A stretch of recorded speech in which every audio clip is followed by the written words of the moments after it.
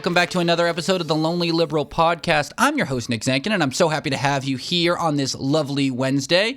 We got a great show for you today. I'm super excited about it. We're going to be talking to Dr. Eric Grube, a great friend of mine and very smart dude who's got his PhD in German and Austrian history, specifically about the time period between World War I and World War II. And we're going to be talking to him today about how fascism rose in Germany and Austria during that time period, and specifically, how can we learn from that? How does it compare, contrast to what's happening today? And ultimately, it kind of boils down to, is the U.S. turning fascist, right? Is fascism really on the rise, or is it a bunch of just buzzwords? We have a lot to unpack today. It's a super interesting conversation. I'm excited for you to hear it. So without further ado, let's get to it.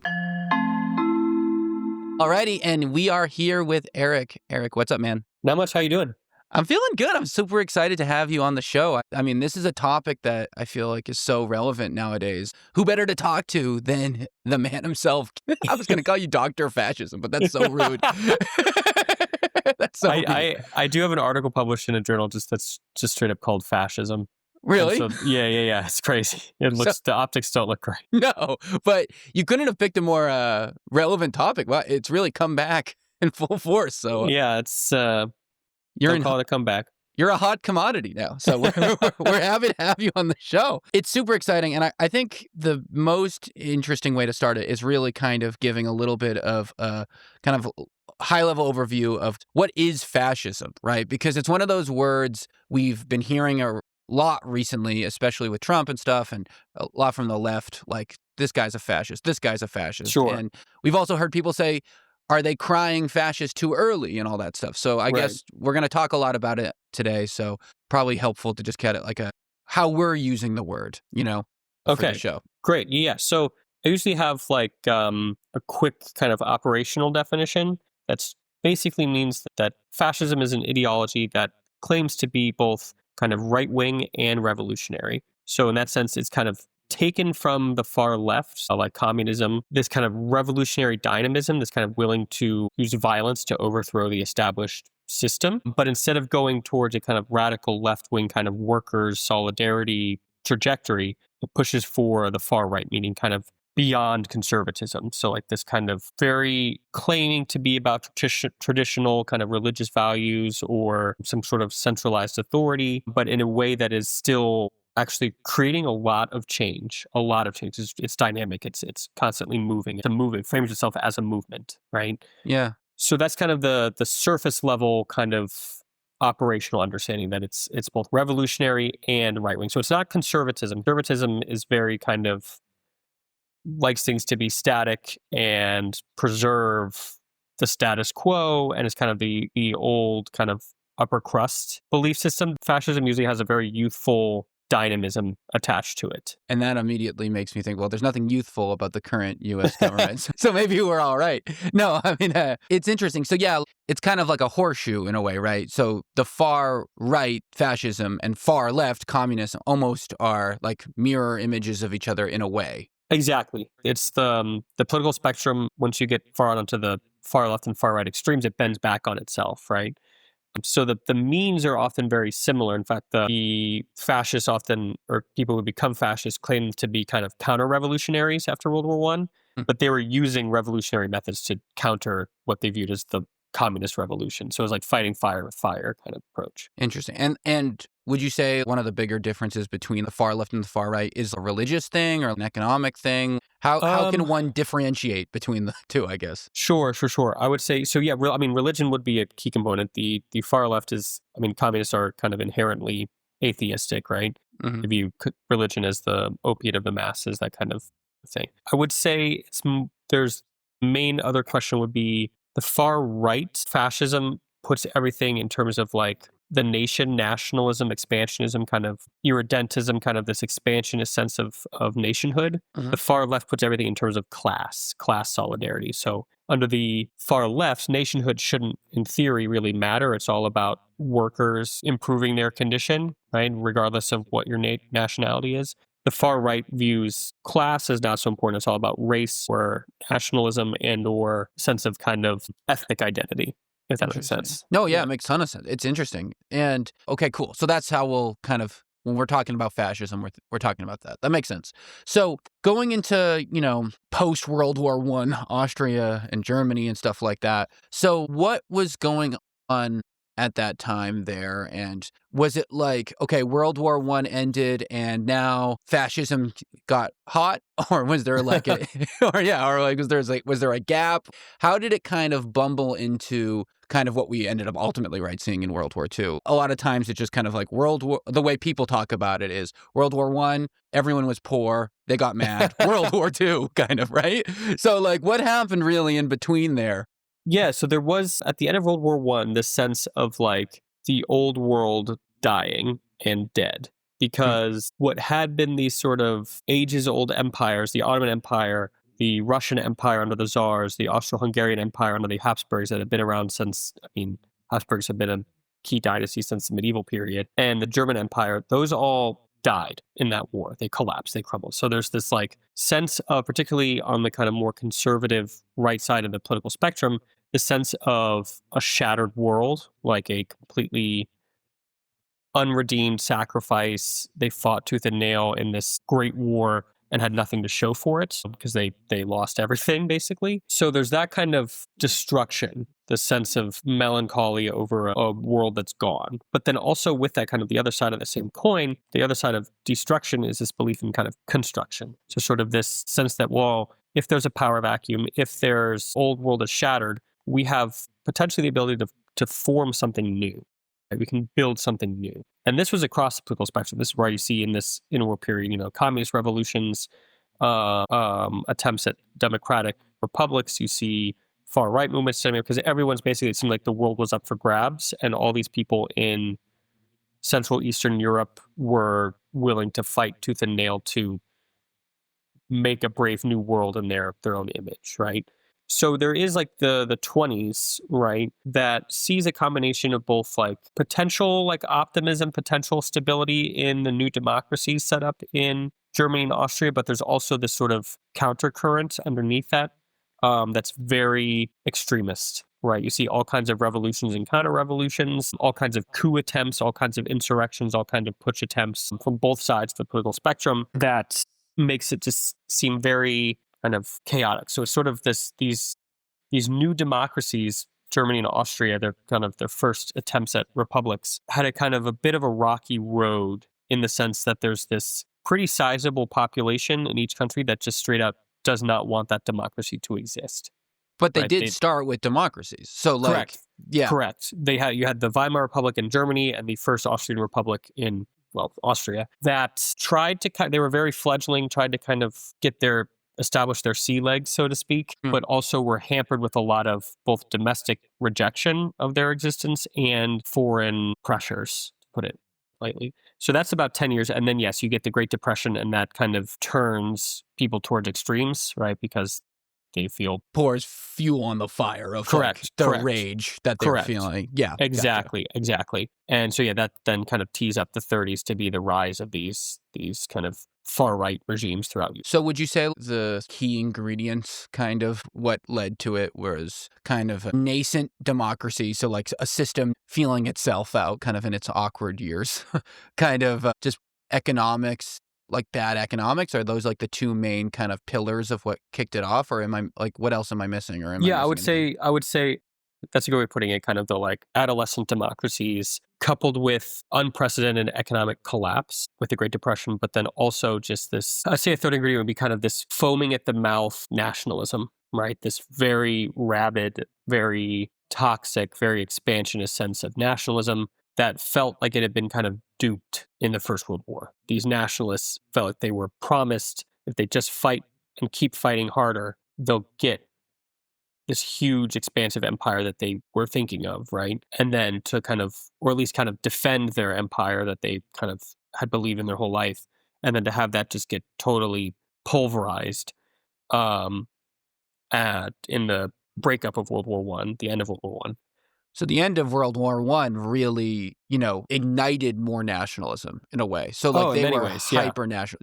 That's interesting because you could kind of see, like, I wouldn't say, like, again, not the same scale, but did the Vietnam War like ignite nationalism in the U.S.? Maybe, you know what I mean? Like it's interesting that a loss kind of pissed them off or made them feel more prideful. Yeah, no, it's so the Vietnam comparison is interesting. I would say that one sparked a lot of like counter nationalism in the US, right? Because a lot of like the hippie movement, all that stuff saying that like we're the empire, we're the bad guys, we should stop doing this, right? Yeah. World War One, yes, you see, the rise of the far left, and they claim to be internationalists rather than nationalists, right? At the same time, but they also were seeking to spread their revolution to other countries, right? So there's kind of that expansionist impulse there. But then in response to that far left and in response to the defeat, you see this really toxic nationalism that gets even more toxic because people feel really desperate. Yeah. And the economic stuff makes you desperate.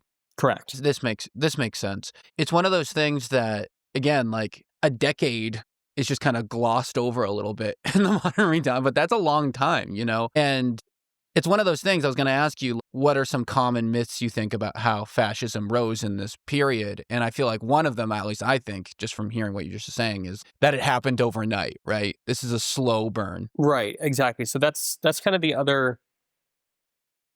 I gave kind of the first operational definition of fascism, right? Sort of this revolutionary far right movement, right? The more kind of, I would say, kind of deeper meaning about this whole fascist thing, right? The F word, if you will. Yes, it's an ideology, but it's also a process, right?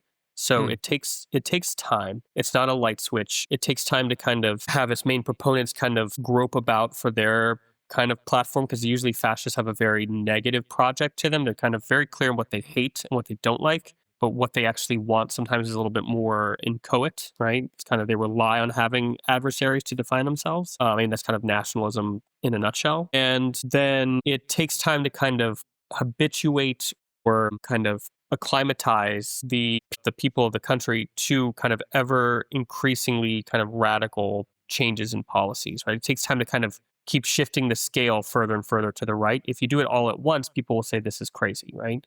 But this kind of gets to this notion of how people today often, we have this, it's called teleology, this kind of notion of reading the past backwards, hindsight 2020 bias. People today do this all the time, and it makes for very bad history. They read the past backwards. They say, well, how could people have let Europe culminate in like Auschwitz and gas chambers and millions of people, some of the worst atrocities of the modern era? Yeah, exactly. How could people let this happen? Like, and not to let anyone off the hook for what they did, but to help make sense of it, you have to read it history forward, right? You can't read it backwards. So in the 20s and 30s, no one knew about Auschwitz or gas chambers. That was not a thing yet. That idea was not established. So it takes time to kind of slowly chip away at old norms and put in new ones that over time, especially in the context of a total war, make these ever increasingly genocidal policies make sense. So it's like chipping away at the civilians' psyche in a way. Exactly. Yeah. And not to say that the German people were all like, duped or like, had no passive floating in the ether and saw the Nazis doing stuff. Like there was a lot of synergy there, but it takes time to make these ever increasingly radical policies seem normal, right? It's kind of like ever widening kind of gauge or something like that. That makes sense because it's, like it's like with anything, right? People acclimate to things over time. People are very, very bad at understanding and comprehending like small negatives in general. Correct. Right? Correct. I mean, the best example, and it's not an analogy to this, but it's a good way to think about it, I think, is cigarettes, right? One cigarette is fine. And it's the culmination. You don't notice it until all of a sudden you have lung cancer, Like, it's these little, climate change is another one, right? It's a slow burn, and people have a hard time kind of putting their finger on it when it's happening live. I kind of think of it as a comparison to like a lobster trap or a fish trap that like has those funnels that start out really wide and they get narrow, and like the fish swims towards the food in the trap, and it's like, it's really wide at first and it gets narrower and narrower, and all of a sudden they're in a trap and they can't get out. If you read history backwards, you see the narrow point. You're like, how did they get into that? That's so stupid, right? Yeah. If you read it forward, it's a slow tightening, right? It's a slow tightening of the noose until that's a much better analogy than my cigarette. That one, that's a good one. They both work. No, I mean, it's a good point because, yeah. And you hear that all the time, right? Like, how did they let this happen? I mean, this is a classic thing you hear when people are just recollecting these things. Like, how could it be possible? You know? Yeah. And that's another probably big difference, right, between the far left movements and the far right movements. I feel like the far left ones do tend to be more revolutionary war type, like kind of, at least in China and Russia, right, where they militarizing. But even that probably is more of a slow burn than I'm giving it credit for. Yeah, I mean, those are, I would say, well, the Russian one is in the kind of immediate post-war context. China's kind of a different context, but also happens in the face of war, right? But I would say the far left can at least kind of claim to be, here's another distinction. The far left claims in many ways to be the inheritors of kind of Enlightenment progress and kind of the French Revolution. Like the Russian revolutionaries claim to be taking the torch from the French Revolution and charging forward towards a more egalitarian society, right? Mm. The far right does not, right? They view, at least explicitly, some of those, they are inseparable from modernity itself, but they view the Enlightenment and the French Revolution as like terrible. That's like the woke mob taking over. That's the worst thing ever. So The that's old like version of the woke mob, right? right? Exactly, Like, exactly. so they use the word enlightenment. Modern era would say woke. Yeah, or like Yeah. usually they would look to like the French Revolution or like the Paris Commune of the second half of the 1800s to be like that's ruled by the unwashed woke mob, urban kind of crowds that are out of touch and delusional and yeah. Super interesting. I mean, so do you think that the Nazis were inevitable? Or do you think this is contingent on specific failures of their kind of early days democracies? Because one thing, when we were talking about this the other day, and something I definitely didn't know was that there were little pockets of other fascist groups kind of competing against the Nazis. So it makes it feel like it was trending that way. But I don't know the history as well as you do. So what do you think? Do you think this was like bound to happen in this area based off all these types of different ingredients? Or do you think there was something very specific that failed that kind of led to it? Yeah, that's a good question. I would say um generally in history we don't say anything is inevitable because it kind of is again kind of points to that kind of teleological backwards reading of like, oh, well, it had to happen that way, right? Mm. Where historians get very kind of obsessed with the weeds of contingency or kind of paths not taken, or we get very obsessed with all these different kind of variables at play, right? So I would say by no means was it inevitable, right? But that said, I would also say some people take the opposite, or some people say, oh, history is always inevitable, blah, blah, blah. Some people take the opposite extreme and say, oh, history is just a bunch of accidents cobbled together. And I don't think that's also a satisfactory explanation. I think there is a middle, usually it's like you split the difference, right? So I'd say it wasn't inevitable, but it also wasn't an accident. It wasn't just a bunch of like random chance. butterfly just, effect. Yeah. So there were a lot of factors that would kind of point into this direction, but it was not set in stone, if that makes sense. And what do you think were those factors? Again, kind of like what we've discussed, the democracy that still didn't really have its kind of adult legs on. Yeah. That I don't know if that makes any sense, but No, that makes a ton of sense. The world-shattering earthquake, the earth-shattering kind of quake of World War One, the economic crises of the 20s and 30s, the fact that this happened in the heyday of nationalism and racism, in particular, like ever-increasing scientific racism. Yeah, I would say those kind of the main.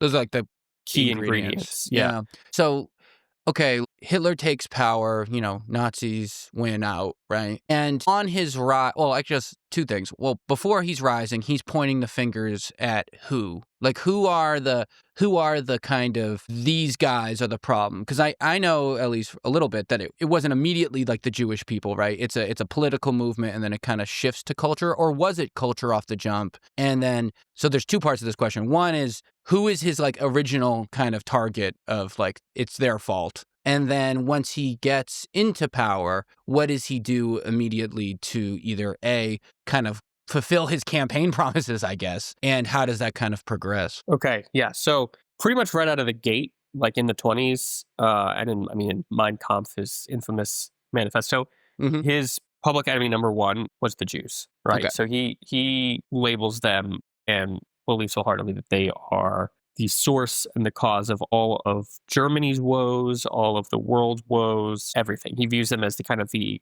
opposite, the antithesis of the German people, right?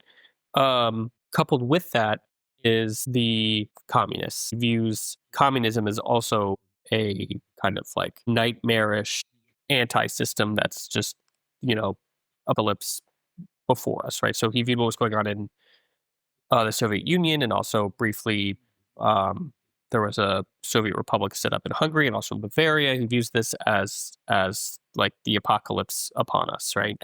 And in particular, he viewed those two categories as overlapping. This is kind of the myth of Judeo-Bolshevism, this idea that Jews run communism and communists are Jews, and they're kind of this overlapping nefarious circle of evildoers, right? This is where you get Nazis believed in conspiracy theories and acted on them to the end. So very much believing in this kind of what they would call like world Jewry, which basically was like this belief that there was an international like Jewish conspiracy cult that like ran the world. It's kind of like Illuminati people today who think that they're like, you know what I mean? Or That the kind of way thing. people talk about the UN, or like when they use the word, globalist is kind of like a dog Right. whistle. Exactly. Yeah, I mean, I feel like Exactly. when you're explaining this, I'm like, oh my God, it's Yeah. still like happening. I mean, Yeah. I feel like you hear this still, Yeah. like, Yeah. ugh, it's And so like crazy. they blame them. So like there was this kind of their version of the big lie was that it was Jews and communists at home who stabbed the German army in the back in World War I, and that's why they lost, even though the reverse was true. The German military had lost Yeah, they the just war. lost the war. Yeah, Yeah, yeah, but they weren't able to accept that narrative and that truth, and so they just flipped cause and effect. And as we've seen today, if you say it enough, eventually people just think that it's true, right? yeah. Or that there must be some truth to it. Okay, so those were but you're right in that once he took power, there was obviously all kinds of anti-Semitic legislation and policies passed right out of the gate. But the main group that was severely targeted were political opponents. So rival political parties were shut down, illegalized, and political opponents like communists were sent to these emergent concentration camps for supposed kind of re-education and rehabilitation through labor. But we know what that kind of Yeah, well, meant. that's never meant anything. Yeah, exactly. So how does he do this? So because he gets into a democracy, right? He's voted in, and obviously everything he does isn't what you would consider a normal democracy doing, right? Because he's just kind of taking control. So how does he get to just all of a sudden become like the Führer, right? The dictator. Yeah, this gets interesting. This it's sort of his party in their peak in elections earned about like a third of, maybe a little under, I think a little under a third of the vote, which was obviously not a majority, it was not over half, but it was a large upswelling, it was kind of plurality of the votes, right? So the old conservative party, the kind of upper crust aristocratic kind of old guard, saw the Nazis as kind of lowbrow, rabble-rousing young thugs, which they kind of were. So plus there was a lot of rumors and actual like homosexuality going on in the Nazi stormtrooper ranks, and they viewed that as abhorrent to the kind of traditional stuff. So it gets really, really messy. The old conservative guard, particularly under President Hindenburg, thought, okay, well, the Nazis are kind of young, so probably they're like naive and kind of stupid. And what if we appoint Hitler as chancellor, and therefore we as the old conservatives get this populist backing, we get the popular numbers that we want, and then we have this kind of young, naive kind of oaf of Hitler who we can manipulate and control as like a puppet figure, right? Oh my God. I'm sorry to cut you off, but it just like I can't help myself. It just feels like Heritage Foundation, old Correct. guard conservative with Trump. I mean, how can you Correct. not? My brain just immediately went there. But and Exactly. we'll talk more about it later, but Jesus Yeah. Christ, it's hard to not just Yeah. panic. The Republican Party doing something very similar, where you have this old guard of Republicans who are very old and crusty and out of touch, and are cognizant that they're losing the popular support, turning to a populace whom they don't really understand, but they think that they can control. And so Hitler, upon attaining the chancellorship, immedially kind of proved them wrong. Right? He was like, I'm not beholden to you, the old aristocratic elite. So you have a couple of things. Historians often think is a false flag operation, but it's still kind of a great kind of whodunit.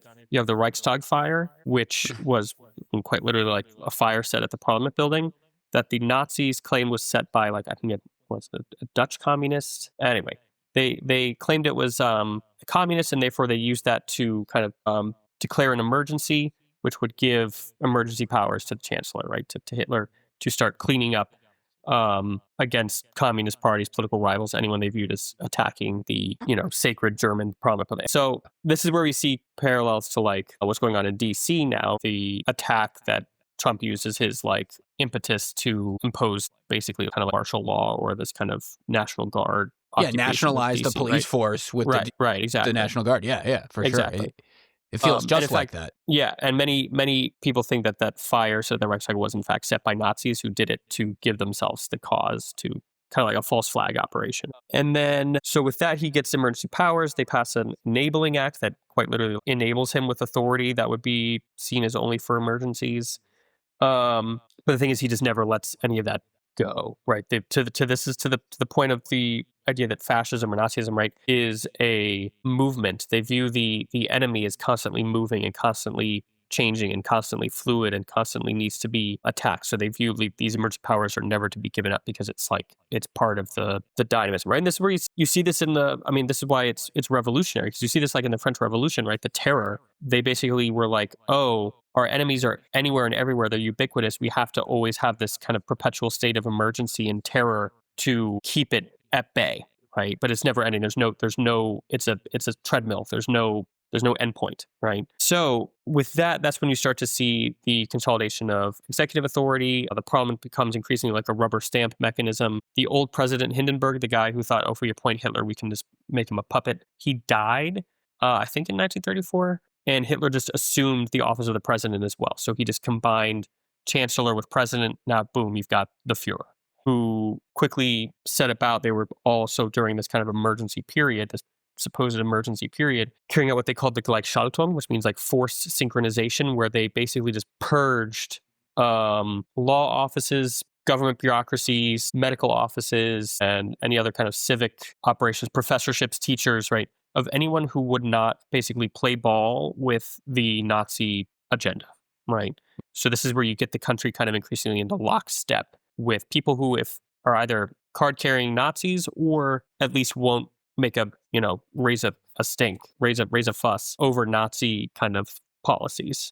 So when Hitler takes office, I don't know how Germany was run it's a parliamentary system, right? It was correct. So I don't know how what that means in terms of like the political party distribution, but did other Nazis take seats in parliament? Like, how did that look? Or did that not matter because they just kind of ushered everyone away, like you just said, I guess? Yeah, once they started, illegalizing and banning other parties, it became increasingly like a one-party state. Yeah, pretty quickly.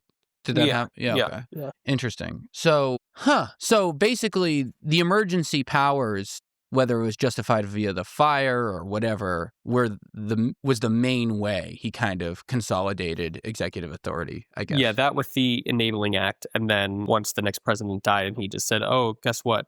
I'm going to be doing that job too now. It's like... Yeah, he had the perfect kind of like power-hungry maniacness to take over. Yeah. But it's interesting. We're talking about, specific failures of democracy earlier. Maybe one of them is just having these emergency acts be so powerful because, it just seems like when they get enacted, anything can happen in a way. Like it is a vulnerability. Yeah, it's like, it's almost like there's that. And then also this, what we're seeing now in our country, unfortunately, this like kind of realization that all of our supposed checks and balances that we thought were sacrosanct and like super clear and explicit and rigid are kind of have been bluffs this whole time. And it just took someone like Trump, who's willing to call people's bluffs and bluff himself, to expose their kind of meekness, right? Yeah, they're just kind of like fluff. Like, they're just hot air in a way, Like you can write these things down, or a court can issue or whatever, an injunction to stop X, Y, and Z, but what's the enforcement mechanism?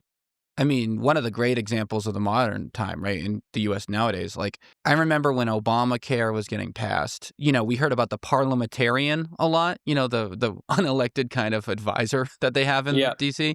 And, we'd love to add more, but we can't, the parliamentarian. And I remember reading when the big, beautiful bill got passed there, parliamentarian had, their problems, and they went, we don't care about the parliament. Like, who gives a crap? And no one cared, right? They were right. And you see it with the independent watchdogs all all getting fired, or executive orders that they know are illegal, but it doesn't really matter. No one is really reacting to the law being broken in a way that is meaningful because it doesn't actually change the action, at least immediately. Correct. And I guess that's just kind of nature of courts, right? Courts take time too, right? Like there's always going to be kind of a lag, even if you have a court. Yeah, and it leads to, I mean, this is going back to Andrew Jackson, right?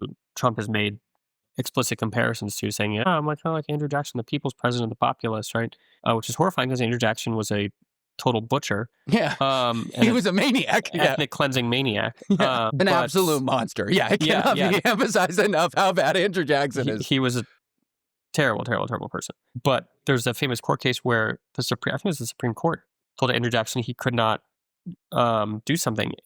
Andrew Jackson said, okay, well, the court's made a decision, let them enforce it. They're, basically like saying, like, make me, you can't, what are your teeth?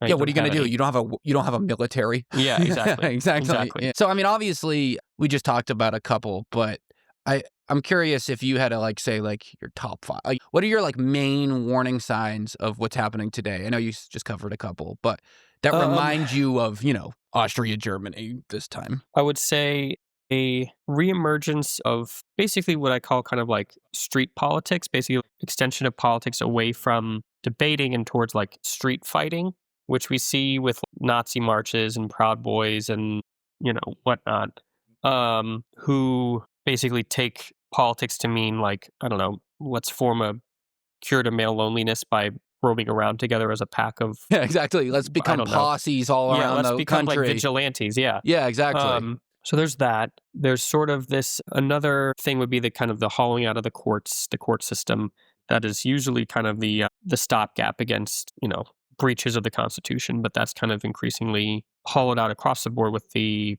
recent, Supreme Court becoming kind of like Trump's court a little bit, right? And then I would say anything else that would cause this would be perceived victimhood of a very toxic variety, right? Basically this belief that there's this is the kind of the classic paradox of nationalists and fascists and whatever across the board, is that they see themselves as both the kind of chosen people, the righteous nationalist people who are deserve the world, right? And are the strongest, purest race or group or whatever. This is kind of the white Christian nationalism, and also the America's founding myth of the city upon a hill, all that kind of national myth making. Oh yeah, for sure. Coupled with, here's the paradox of it, this sense of being really powerless.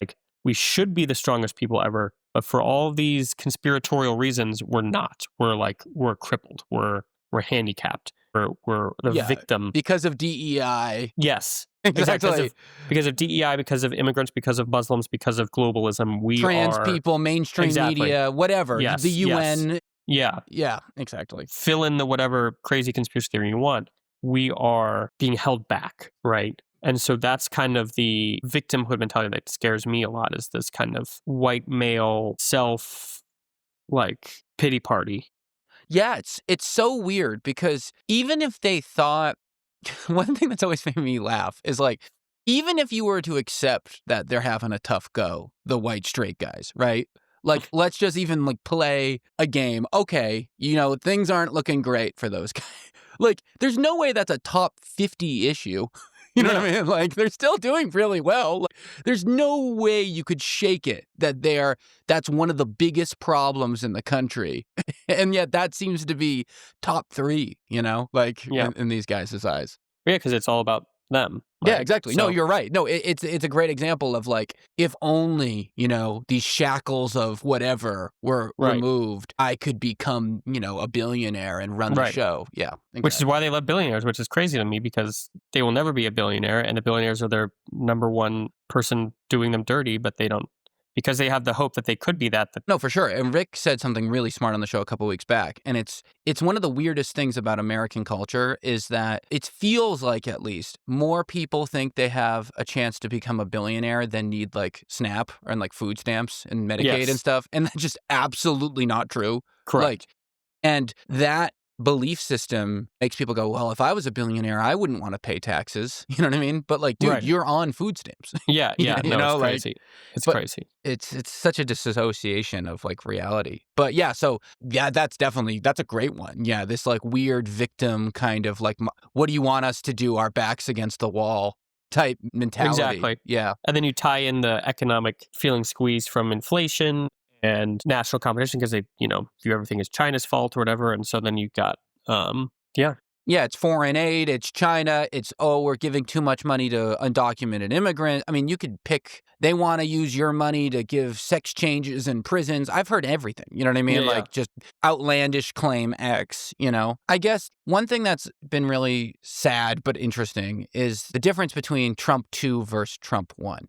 Okay. And I think that, people who follow this quite closely saw a darker kind of Trump this election cycle. I could see how someone could rationalize like, the Democrats are being babies. If it's just Trump won again, is it really the end of democracy? Right. And obviously Kamala ran with democracies on the ballot. And that didn't work, right? Like people didn't care. Yeah. And I think it's got to be because they thought they were being dramatic, right? Like, so Yes. I guess the question is twofold. One, were there warning signs in the first Trump administration that showed that they weren't being dramatic, and what were they? And two, what are the things that he's done this term that make your alarm bells ring, other than the things that we've talked about, just kind of those general cultural things, like more like specific type actiony stuff. Yeah, I would say, the first administration, that feels like a Dude, it feels like he was lifetimes was Biden ever even president? Yeah, it's crazy. like I don't It's even, crazy. it just feels like our whole life. Yeah. Yeah. And for a lot of people, it was their whole life, right? Yes, that's their political norm. Yeah, like, I mean, if you're 30 years old, your entire adult life has been Trump. That's unbelievably sad. Yeah. Anyway, yeah. So I would say the first term, I almost felt like the first term they were like, everything they were trying to do was a massive red flag, but they were kind of so incompetent at it that they couldn't do it because there were too many, our institutions held enough to kind of keep the train on the track a bit from all their attempts to derail. Plus, they were just kind of incompetent. They didn't really have much of a plan.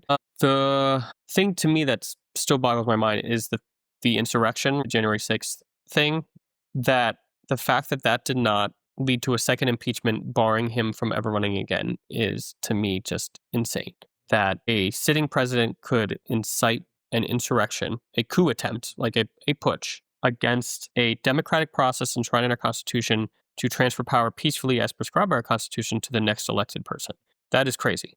Crazy. And crazy. And people died in the fact that they were not only going to, saying we should hang Mike Pence, the current Trump's own VP, they were also violently and in fact kill police officers who they claim to be the supporters of, Blue Lives Matter, all that stuff, right? The fact that went pretty much unpunished in every meaningful sense is to me just insane, right? That the what is it? The greatest sign of a successful coup attempt is a previous attempt that went unpunished. Yep.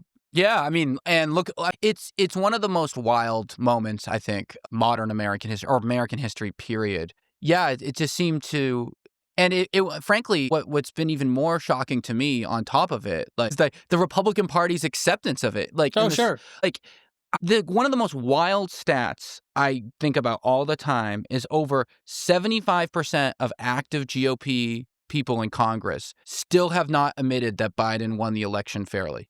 Like, it's crazy. That's like, they've gotten great. They saw that and they got more like that, right? Sure. Like, and just so weird. In the moment, a lot of the Republicans in the House who thought they were about to get,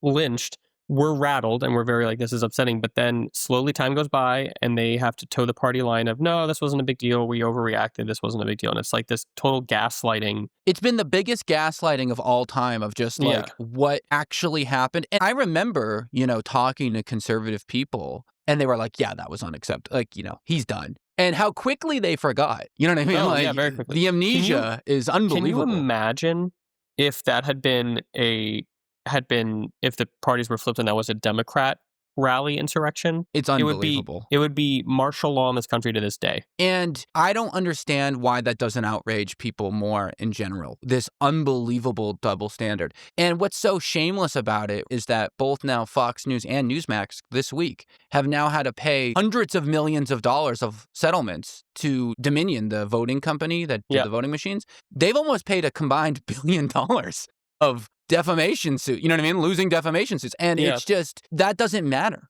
Nope. You know what I mean? Like, it just has no effect at all that in the court, they couldn't lie. And that didn't trickle through the psyche. And it's because Fox News is so weird.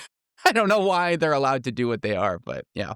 Anyways, continue. So I agree, right? Like the first term, the biggest red flag almost comes at the very end, which is the January 6th, because that's just such a historical moment in general. Exactly. And then, I mean, right, term 2 comes on, he pardons all of those guys. Day 1, 1,800 Crazy. of them. It's absolutely crazy. Doesn't get really any backlash at all from that. And then what else? What do you think have been like the big red flag so far? With this current kind of at-bat for Trump, what is so scary is that they now have a plan and they've gotten rid of anyone who was in any way, shape, or form like a brake mechanism on this careening roller coaster. So anyone from the first term who was like, maybe we shouldn't do that, maybe no, you can't do that, blah, blah, blah, blah, they're gone. They're not in the room. They've been let go, right? So you don't have any sort of adult in the room, and you also have a kind of Trump administration with more of a plan, the whole Project 2025, all that kind of stuff, which is kind of their like Shelton, right? Their attempt to forcibly synchronize the country to be in lockstep with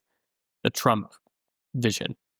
So that to me is already horrifying. And the fact that it's moving much more quickly this time around, I mean, with the courts, with this occupation of DC, the actual capital of the country, right? It's unbelievable. When you say that out loud, it's just like, oh my God. Yeah, it's crazy. Yeah. And the way that they do this classic authoritarian move, which is to, if you want to kind of shape the country in your own image, you don't attack, I mean, you can rhetorically attack all your enemies at once, but in terms of like actual policies, you kind of move against the most vulnerable first, right? So in this case, like trans people and undocumented immigrants. Totally, yeah. You move against the most vulnerable who have no legal protection. And once you have removed them, either by law or through ICE or what have you, then you can start to chip away further at the next most vulnerable group. It's kind of, again, that slippery slope, that kind of slow burn. You light the fire where it's easiest, and then you let it take.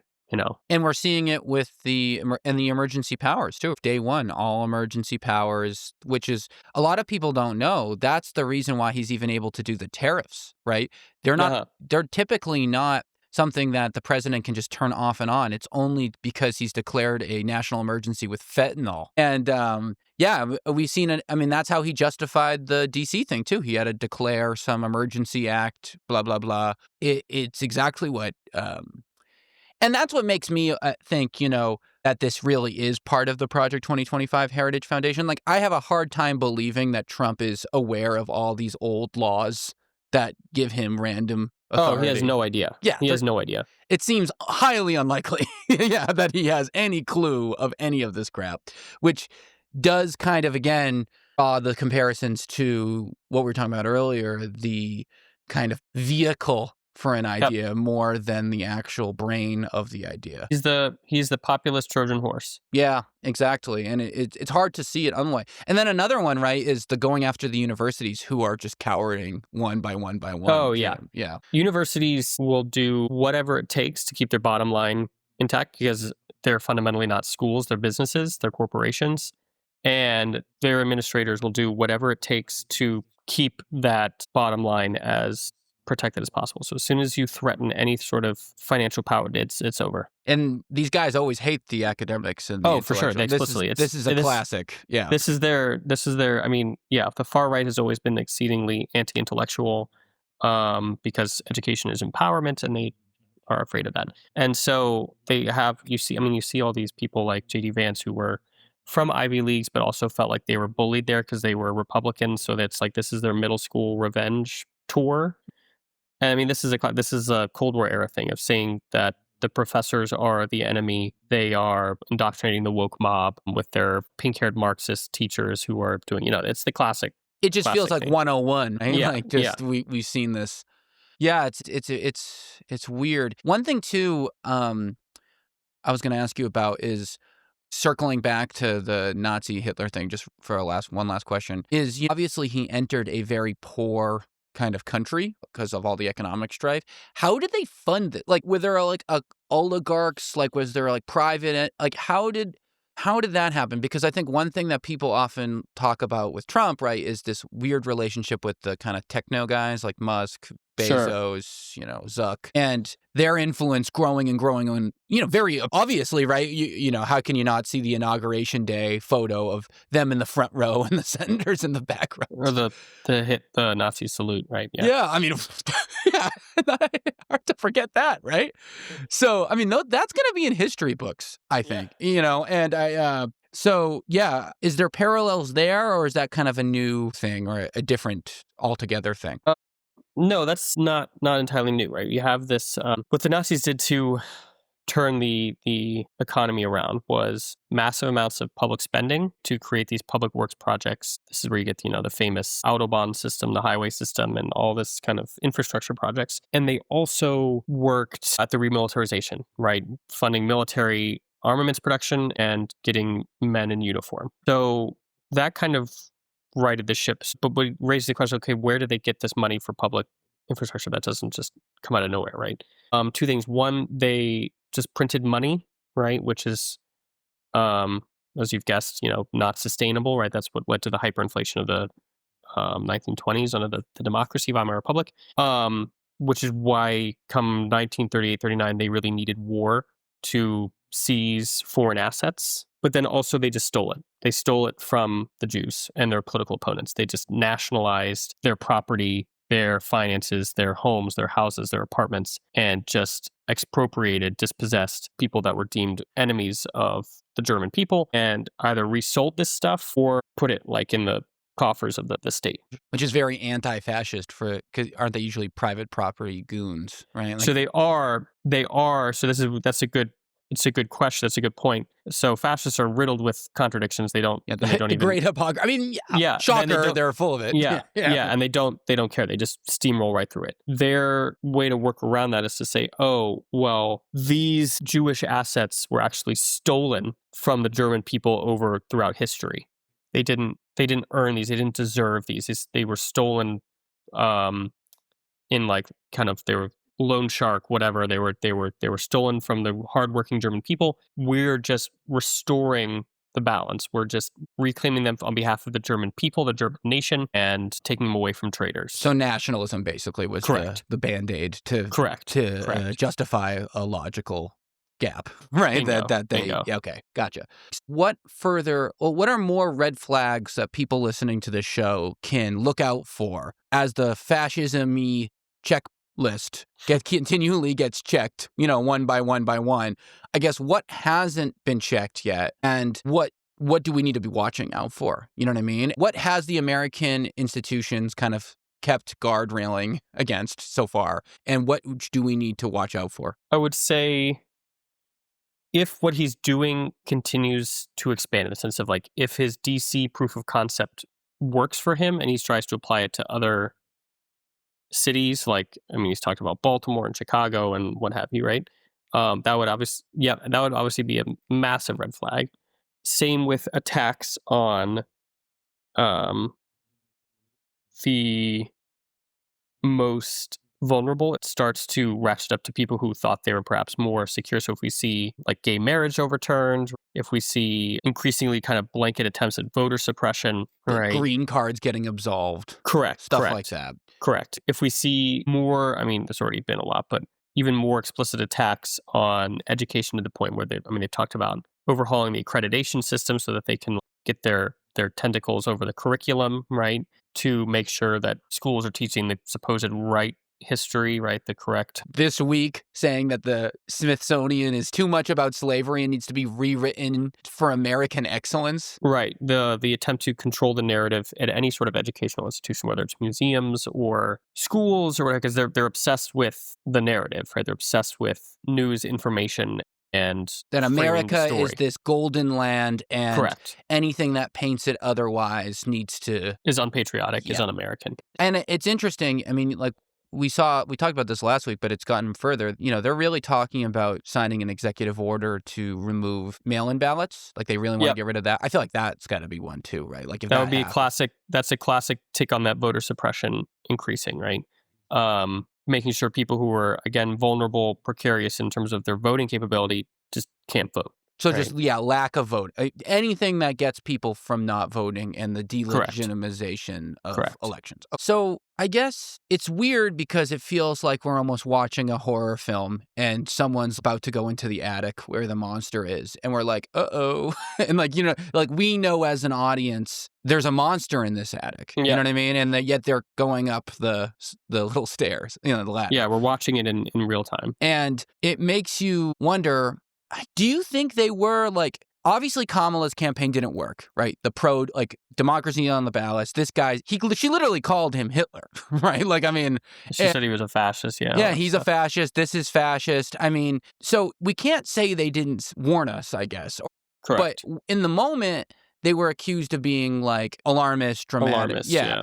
And it's complicated, right? Because if it is kind of a movement, a slower burn than people like to think. It's not a light switch. When do you call it? And like, what could we have done differently? Because it's not like they didn't say it. People didn't believe it. But so like, was this, I know you don't like inevitability, right? But like, what could have changed this? You know what I mean? Like, and is there anything we can do to change it? Like, are we just mass protests away? Like, is that it? Like, yeah, the alarmist thing gets tricky because, yes, if you do say it too soon or too often, people just start to dismiss you or ignore you as being hyperbolic and not productive. Because it's a very serious charge to call someone a fascist, right? Of course. So, but that's because, again, plunging down the kind of authoritarian into that net, right? It doesn't seem scary going that way, right? It seems slow. I mean, okay. Let me clarify. It is scary to many people, but to many people who are kind of in the middle or don't really care, it doesn't seem too scary because it's kind of a slow spiral. Which is most people, frankly. Most people are in the middle and don't care. Like I think that is often forgotten about when we talk about American politics. Yeah, exactly. So it doesn't seem too alarming, and it makes the person trying to raise the alarm seem out of touch or crazy or mudslinging, right? So then that raises, I mean, it can even kind of backfire if you level that charge too soon, right? Yeah. But I think it kind of did, right? Like, yeah. But I don't know if it was too soon. That's what I guess I'm asking. Like, no, I don't think it was too soon. I mean, to see these patterns, you can say, I guess a more like technically pedantic, esoteric way of putting it would be like, oh, he's displaying like proto-fascist tendencies, or he's displaying proto-authoritarian tendencies, right? Okay, that might be a little more accurate, but no politician's going to say that because that is so alienating. Yeah, right? That's going to go right over the head of yeah, for sure. So you have to kind of, I don't know, how do you do your job to kind of raise the beacons of alarm without it back from I don't know, because if you do an intellectually more correct answer, people hate you, and if you give a more blunt answer, people hate you. So that's, again, speaks to what you said, the double standard of the right and left, right? The left gets eviscerated and punished at the drop of a hat. They're like the redheaded stepchild. Dude, Obama wears a tan suit. Done. Yeah. Good night. Panic. Yeah. But the right can do murder, quite literally, and it's fine. So this gets to like, this has been, the story of right and left divide since like centuries, right? Hitler launched his coup attempt in Munich, the beer hall putsch attempt, and people died, and it was a disaster, and it failed miserably. And he got basically a slap on the wrist. In fact, it actually worked for him because he was given a platform during the court case to like pontificate why he did it as like a true nationalist, and he was trying to save Germany. All of a sudden, people felt sympathy for him. People in the far left who did anything something like that, shot, done, game over. Good night. Yeah, it's over. I mean, look at Trump, right? I mean, how can you not do the parallels with the mugshot and the felony trials? Oh yeah, he became a martyr. You know? Yeah, exactly. Like. And the assassination attempt really made him a martyr. Like, oh, for sure. That picture of him with the fist up, with the blood on his cheek, I feel like that kind of won it for him. He all of a sudden became like a badass, which he's never had that moniker. Yeah, it's crazy. So I guess in a way, I think the way, if correct me if I'm wrong with interpreting what you're saying, is they weren't boy who cried fascist, but it effectively became that way, almost like. I guess the answer then is, and again, I don't know the answer either, really. Do you think then if the because COVID, right? Is COVID the World War I kind of equivalent? Obviously not in terms of the cause and what actually happened, but kind of mass world event that caused a ton of economic problems, that made people feel stressed.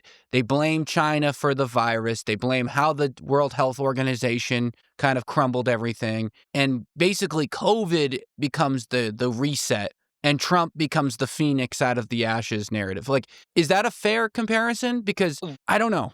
I mean, you could honestly just compare it to the the so-called Spanish flu of the end of World War One, right? The massive. Yeah, that's probably influenza a better pandemic, analogy. right? Yeah. I would say the thing that again, it's a very broad brushstrokes comparison, but bear with me, would be this kind of waning imperial existence. What I mean by that is, in World War One, you have these ages-old empires shatter, right? The Ottoman, Austro-Hungarian, Russian, German, although the German was pretty recent, but collapsed, right? So this kind of end of a world system in some ways, right? These kind of hegemonic empires, right? I see something similar here with this kind of American floundering and kind of potentially losing its hegemonic position, right?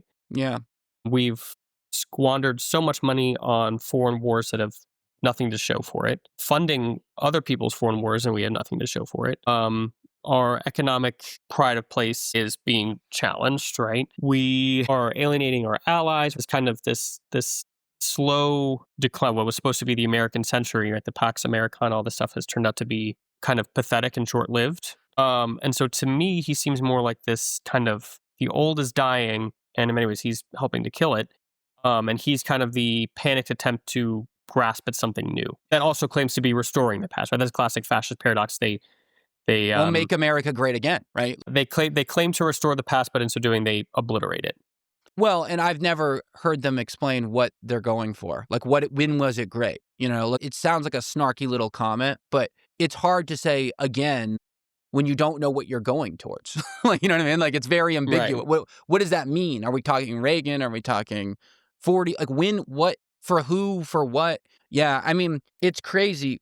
And I guess one more question before we go, my final one. Was there, like, obviously we talked about, you know, the inflation in Germany and Austria and like the poverty. Was there wealth inequality like we see today? Because one thing that blows my mind, obviously, is America's the richest country in the world, yet 60% of the country lives paycheck to paycheck.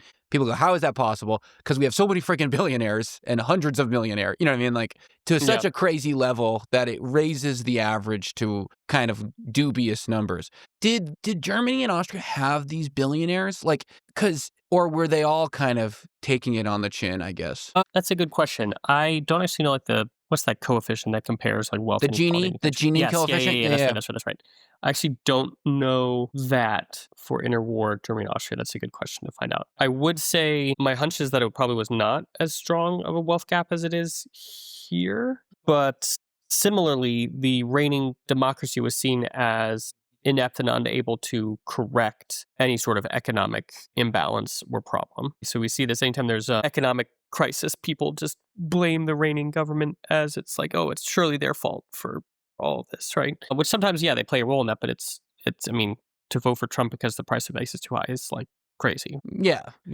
But not to a lot of people, right? No, to a lot of people it makes total sense. So yeah. To a lot of people that makes a lot of sense. There, obviously Trump has very little to do with the price of anything, right? Especially oil and stuff like that, which he gets. No president has the right to do it. You know, they can't control that much. Yeah, it's interesting because I wonder, like, you know, we know some famous examples with like Volkswagen and stuff like that of these kind of companies that did really well during this time. I'm wondering, like, what is the tech companies the equivalents, I guess, of like the Volkswagen, the Mercedes, I don't know, Schindler elevators. I don't know. So I would say during the Great Depression, most of those companies also plummeted big time. It was more under the Nazis that they got a lot of government contracts. They got a lot of kind of corporatist. So they did well under the Nazis. So they were. Many of them made out like bandits. Oh, so they liked it for that reason. Slave labor, right? Yeah, literally. Yeah.